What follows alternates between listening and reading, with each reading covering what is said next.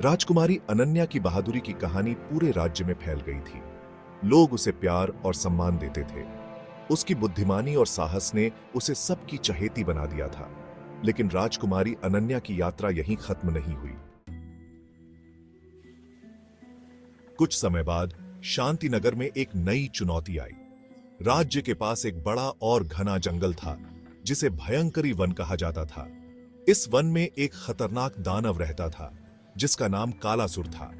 कालासुर ने राज्य के गांवों पर हमला करना शुरू कर दिया था और लोगों को बहुत परेशान कर रहा था। राजा प्रताप सिंह ने कालासुर से निपटने के लिए कई योद्धाओं को भेजा, लेकिन कोई भी सफल नहीं हो पाया। राजकुमारी अनन्या ने अपने पिता से कहा, पिताजी, मुझे इस समस्या को हल करने का मौका दीजिए। मैं कालासुर का सामना करूंगी।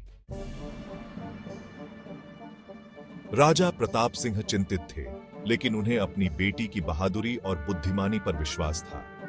उन्होंने अनन्या को जाने की अनुमति दी। राजकुमारी अनन्या ने अपने सबसे भरोसेमंद साथी, एक बुद्धिमान और शक्तिशाली योद्धा अर्जुन को अपने साथ लिया और वे दोनों भयंकरी वन की ओर रवाना हो गए। भयंकरी वन बहुत ही घना और अंधेरा था। अनन्या और अर्जुन ने मिलकर कालासुर का पता लगाने की योजना बनाई। उन्होंने जंगल में कई दिन बिताए और अंततः कालासुर की गुफा का पता लगा लिया। कालासुर बहुत ही विशाल और डरावना था, लेकिन अनन्या ने हिम्मत नहीं हारी। राजकुमारी अनन्या ने कालासुर को ललकारा और उससे लड़ने की चुनौती दी। कालासुर ने हंसते हुए कहा, तुम एक छोटी सी राजकुमारी हो, तुम मेरा क्या बिगाड़ सकती हो? लेकिन अनन्या ने धैर्य और साहस के साथ कहा, तुम्हारी बुराई और आतंक का अंत आज होगा। अर्जुन और अनन्या ने मिलकर कालासुर का सामना किया।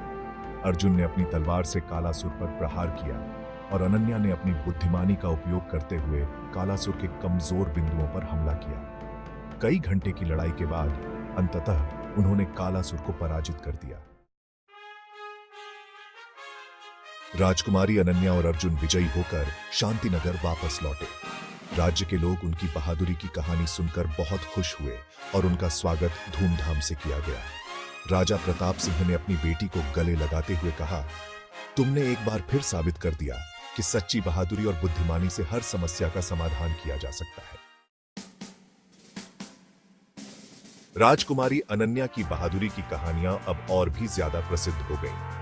उन्होंने यह साबित कर दिया कि एक सच्चा नायक वही होता है जो अपने लोगों की सुरक्षा और भलाई के लिए किसी भी चुनौती का सामना कर सके।